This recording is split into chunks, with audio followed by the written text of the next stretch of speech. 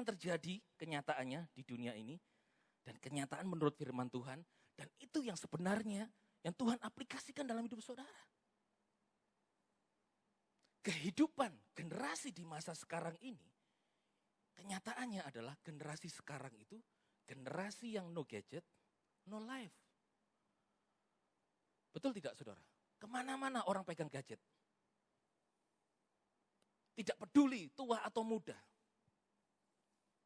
Bahkan sepertinya hidup tanpa gadget itu tidak bisa. Dan ini kenyataan yang terjadi loh saudara. Karena mudah, semuanya mudah dengan gadget. Mau tahu saudaranya di Amerika? Gadget. Mau tahu produk apa yang baru? Gadget.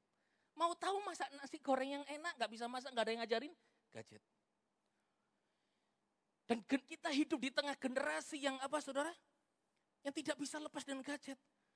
Tapi ada kebenaran firman Tuhan yang betul.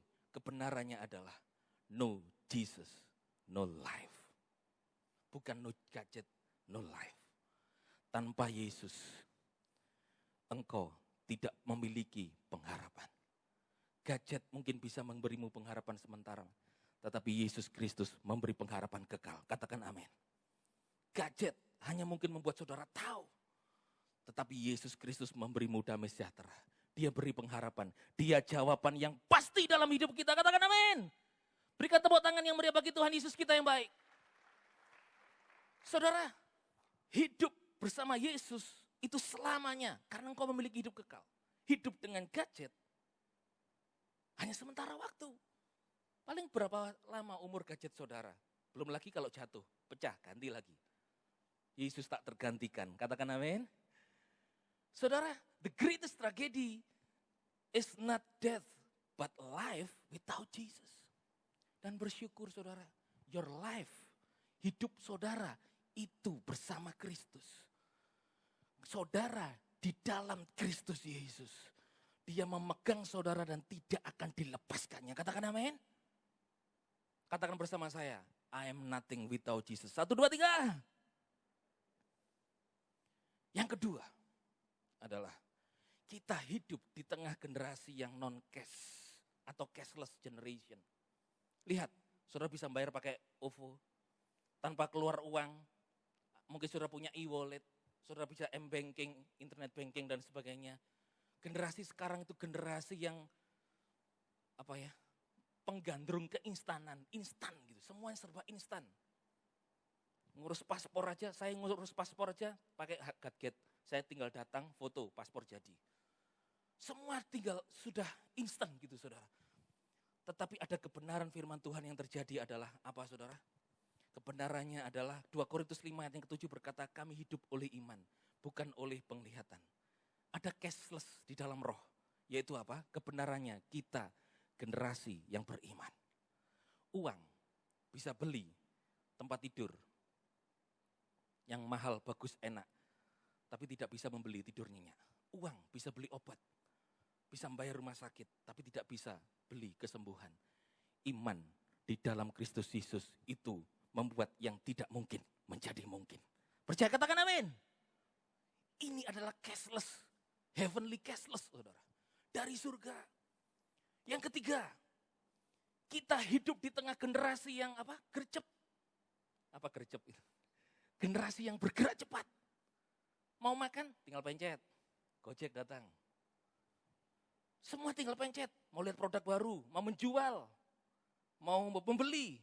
Kita hidup di generasi yang seperti ini, saudara. Tetapi ada kebenaran firman Tuhan. Mari kita baca di dalam Mazmur 144 ayat 1-2. Mazmur Daud berkata begini. Diberkatilah Yahweh batu karangku yang mengajar tanganku untuk perang. Dan jari-jariku untuk bertempur. Kemurahanku dan bentengku, menaraku yang tinggi dan pembebasku, perisaiku. Dan kepadanya lah aku percaya dia menundukkan bangsaku di bawah kuasaku. Kebenarannya adalah memang semuanya ada di genggaman tangan saudara. Tetapi Tuhan tidak membiarkan saudara. Kebenarannya di dalam Kristus adalah saudara dan saya kita hidup dalam tuntunan Tuhan. Sehingga saudara mau mencet yang tidak benar, Roh Kudus menuntun saudara. Dia penolong. Mengerti, katakan amin. Saudara, Tuhan mengajar tangan, jari saudara untuk berperang. Bukan untuk sembarangan. Sehingga saudara bisa menghasilkan keuntungan yang banyak melalui tangan saudara. Saudara menjadi kreatif karena Tuhan juga bekerja melalui tangan saudara. Saudara, kita juga hidup di dalam generasi yang bagaimana? Yang keempat, generasi yang multitasking. Apa sih multitasking itu?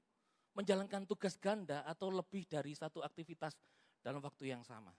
Coba saya tanya, pernahkah saudara makan sambil membalas chatting rekan saudara? Pernah? Pernahkah saudara sambil nyetir mobil, saudara terima handphone atau saudara sambil WA? Kalau tidak ketahuan polisi. Berapa bulan yang lalu dari Israel waktu saya di Hong Kong, saya naik taksi, driver taksi itu di depannya ini terpampang handphone itu 6. Satu GPS, satu untuk terima telepon, satu ngeliat WA gitu. 6 saudara, sampai saya foto. Wah, sambil nyetir bisa kendalikan 6 handphone yang semuanya online. Multitasking beneran saudara, bisa ngerjakan banyak hal. Tetapi ada kebenaran firman Tuhan. Filipi 2 ayat 13 berkata begini. Sebab Elohimlah yang mengerjakan di dalam kamu baik kemauan maupun kemampuan untuk bertindak. Kemampuan bertindak untuk apa? Menyenangkan Dia. Ya, kita memang hidup di tengah generasi yang gerak cepat semuanya. Tapi firman Tuhan bergerak lebih cepat dari itu semuanya. Kalau semuanya bergerak lebih cepat, memang Tuhan ingin engkau itu cepat diberkati. Engkau sakit, Tuhan juga mau engkau itu cepat sembuh, bukan engkau saja. Percaya, katakan amin. Kalau engkau butuh jalan keluar, Tuhan lebih ingin engkau lebih cepat alami jalan keluar. Mengerti, katakan amin. Kebenarannya adalah Tuhan bekerja melalui kita. Tuhan bekerja melalui saudara. Tuhan bekerja melalui apa saja yang ada di dalam hidup saudara. Dia ada, Dia menyertai, Dia tidak pernah meninggalkan. Bahkan hal yang kecil pun Tuhan, Dia peduli dengan hidup saudara. Katakan bersama saya, Tuhan Yesus peduli dalam hidupku. 1, 2, 3. Toleh kanan kiri saudara.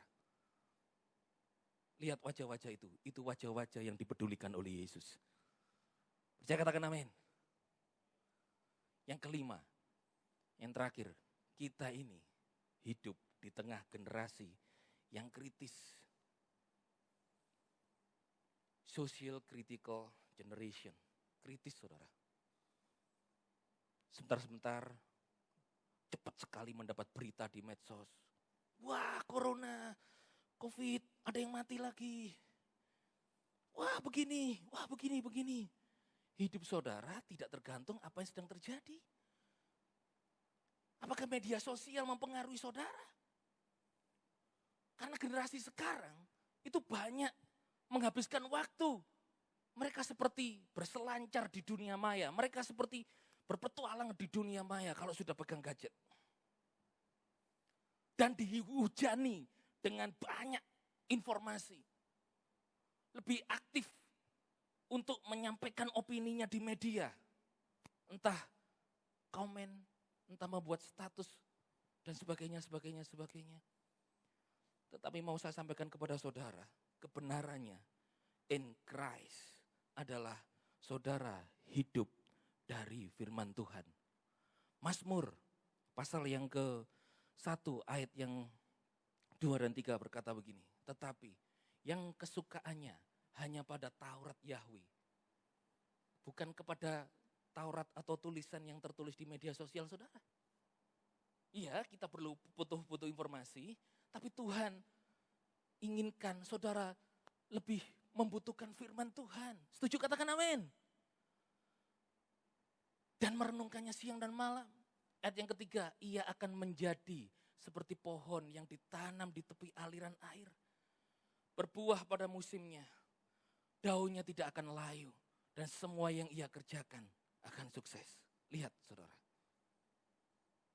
Jesus first. Firman Tuhan dulu. Apa yang saudara baca melalui media sosial. Itu bisa membuat goyah.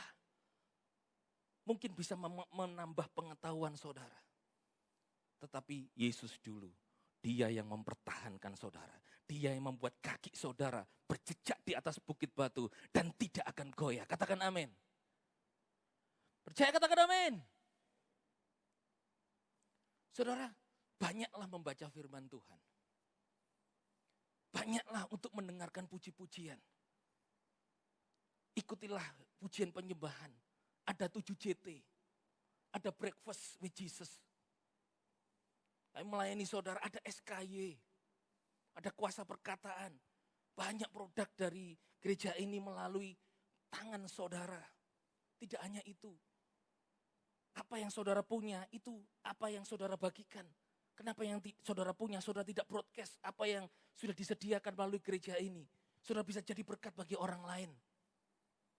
Setuju, katakan amin? Saudara, berita yang kita terima di medsos bisa membuat kita goyang. Oh, aku selamat, tidak ya? Saya beritahu, keselamatan saudara yang diberikan Yesus tidak akan pernah hilang. Mungkin orang Kristen di luar berkata keselamatan bisa hilang. Kalau keselamatan bisa hilang, berarti Yesus di atas kayu salib itu gagal misinya, saudara. Dia tidak pernah gagal. Engkau di tangan Tuhan, katakan amin. Keselamatan yang saudara peroleh dari Yesus itu anugerah dan tidak akan pernah hilang. Harapan, pengharapan, masa depan saudara itu pasti ada dan tidak akan pernah hilang. Percaya, katakan amin. Dunia sedang berubah, tapi firman Tuhan dapat memberikan yang terbaik dalam kehidupan kita. Percaya, katakan amin. Ayo tepuk tangan yang meriah bagi Yesus Kristus Tuhan kita. Mari kita lihat kesimpulannya sekarang. Kita ulangi, saudara.